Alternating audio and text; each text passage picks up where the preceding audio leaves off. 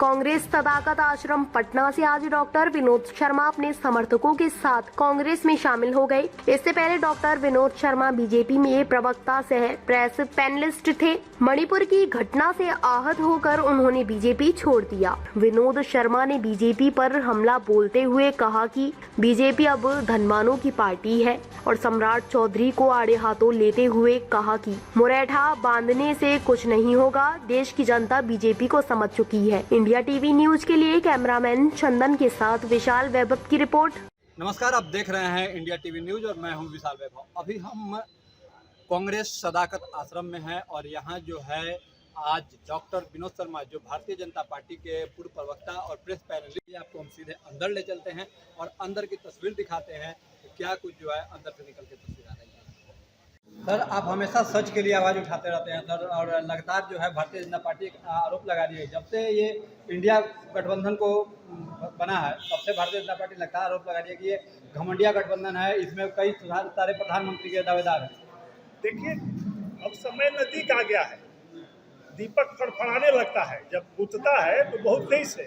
वो जान रहे हैं कि हम बुझने वाले हैं, जितना जलना है जल ले। भाजपा के कोई भी नेता फड़फड़ा रहे हैं और उनका अंत ये 24 के चुनाव में होना है, तो हम लोग उसकी चिंता नहीं करते हैं। देश की जनता उनकी चिंता करेगी। ऐसे बेईमानों का जो इंडिया के नाम पर विरोध करते हैं, इंडिया इनको पसंद नहीं है, तो कौन देश को चाहते हैं? पाकिस्तान नाम रखना चाहते हैं क्या? तो उनके लिए मुबारक हो। कल तक हम पर आरोप लगाते थे, लेकिन सारी जनता जान चुकी है ये पाकिस्तान में जाकर दावत खाता है बिरयानी प्रधानमंत्री हमारा, बिना बुलावे के। और शर्म नहीं आता है कि दूसरे पर आरोप लगाता है। ऐसा प्रधानमंत्री कहीं सुना है कि बिना बुलावे के किसी के बर्थडे पर चला जाए, बिरयानी खा के चला आवे? आम भेजता हो, सॉल भेजता हो वहाँ के प्रधानमंत्री के माँ के लिए और बातें बनाता हो।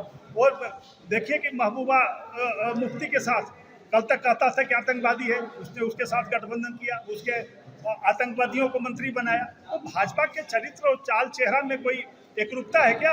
वो पूरी तरह से दूषित हो चुका है, देश की जनता के सामने आ गया है और उनको इसका जवाब 24 के चुनाव में मिलेगा। राहुल गांधी जी ने कहा है कि भाजपा हारेगी, नरेंद्र मोदी हारेंगे और इस बार निश्चित रूप से भारी वोटों से उनकी हार होगी और तब उनको समझ में आएगा कि इंडिया की क्या शक्ति है। सर, एक आखिरी सवाल सर, आम आदमी पार्टी भी बिहार में चुनाव लड़ने की बात कर रही है, सर क्या कहना चाहेंगे? देखिए, सबको स्वतंत्रता है अपना विस्तार करने का, और विस्तार करना चाहती है, लेकिन सच्चाई है कि जमीनी स्तर देखना चाहिए चुनाव लड़ने के पहले। बहुत लोग बहुत जगह चुनाव लड़ते हैं, क्या असर पड़ता है? तो कोई खास असर हमें नहीं लगता है कि क्योंकि यहाँ कोई कार्य क्षेत्र उनका है नहीं, तो ऐसा कुछ किया नहीं है। तो यहाँ पर जो गठबंधन है वो काफ़ी मजबूत है। अभी जो राजद, जदयू, कांग्रेस, माले और सीपीआई सीपीएम का जो गठबंधन है बहुत भारी।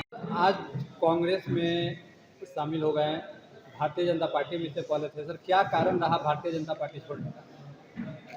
देखिए, मैं भारतीय जनता पार्टी में एक कार्यकर्ता के रूप में ईमानदारी से काम कर किया, लेकिन हमें लगा कि अब वहाँ काम करने वाले की पूछ नहीं, वहाँ चाटुकारों का जमावड़ा हो चुका है, धन्ना सेठों का जमावड़ा है। वहाँ पर कार्यकर्ताओं के लिए कोई जगह नहीं। कार्यकर्ताओं को काफ़ी शोषण किया जाता है, उपेक्षित किया जाता है और वहाँ पर प्रतिभाशाली पिता के पुत्रों और धनवान जो लोग हैं उनके पुत्रों को जगह मिलती है, कहीं पर आगे बढ़ाने का मार्ग दिया जाता है। तो हमें लगा कि यहाँ मेहनत बेकार है। वो लोग केवल सत्ता के लिए काम करते हैं, देश हित से कोई मतलब नहीं भाजपा को। केवल लोगों को बरगला कर झांसे में ला करके केवल धर्म की बात करते हैं और राष्ट्र की प्रेम की बात करते हैं, लेकिन न उनको राष्ट्र प्रेम है न धर्म से मतलब है। उनको सत्ता से मतलब है और लोगों को बरगला कर कभी कभी सफल हो जाते हैं, लेकिन देश की जनता और खास करके बिहार की जनता काफ़ी सजग हो चुकी है। हमारे जो आदरणीय प्रधानमंत्री नरेंद्र मोदी जी के कारनामों को लोग जान चुकी है कि बोलते कुछ है, करते कुछ है। भ्रष्टाचार पर भाषण देते हैं और भ्रष्टाचारियों को गले लगाकर रातों रात उन्हें एकदम गंगा में धो देते हैं। वो वंशवाद की बात करते हैं, लेकिन वंशवाद के भी सम्राट बन चुके हैं। भारतीय जनता पार्टी से वंशवादी पार्टी आज के दिन में दुनिया में कोई नहीं है। सभी जगह केवल वंश के ही लोग नजर आते हैं, लेकिन यहाँ पर भाजपा और एनडीए गठबंधन जुट जाएगी। 1-2 सीटें मिल जाए तो बहुत है। कितना सीट पे आप आ रहे हैं मैदान में? कितने सीटों पे आप उतरेंगे मैदान में? वो तो आपस में हम लोग तय करेंगे बैठ करके, हमारा गठबंधन तय करेगा किस दल को कितना सीट मिलेगा। तो अभी समय है, समय पर सारी चीज़ें स्पष्ट हो जाएगी। तो जैसा कि आपने देखा कि आज कांग्रेस में डॉक्टर विनोद शर्मा का जो मिलन समारोह हुआ और डॉक्टर विनोद शर्मा का स्पष्ट कहना था कि भारतीय जनता पार्टी जो है अब बड़बोलों की पार्टी है, धनवानों की पार्टी हो गई है, मुरेठा बांधने से कुछ नहीं होने वाला है। और साथ ही उन्होंने कहा कि आने वाले समय में जो है भारतीय जनता पार्टी का जो चरित्र है जो है वो जनता जान चुकी है और इन्हें जनता जवाब देगी। साथ ही उन्होंने एक सबसे बड़ी बात जो कही है आम आदमी पार्टी को लेकर, जो आम आदमी पार्टी बिहार में चुनाव लड़ने की बात कही थी उसको लेकर कि चुनाव लड़ने से पहले उन्हें यहाँ अपनी ज़मीन रखनी चाहिए। तो तमाम खबरों के लिए आप बने रहिए इंडिया टीवी न्यूज़ के साथ। कैमरा पर्सन चंदन के साथ विशाल वैभव, पटना।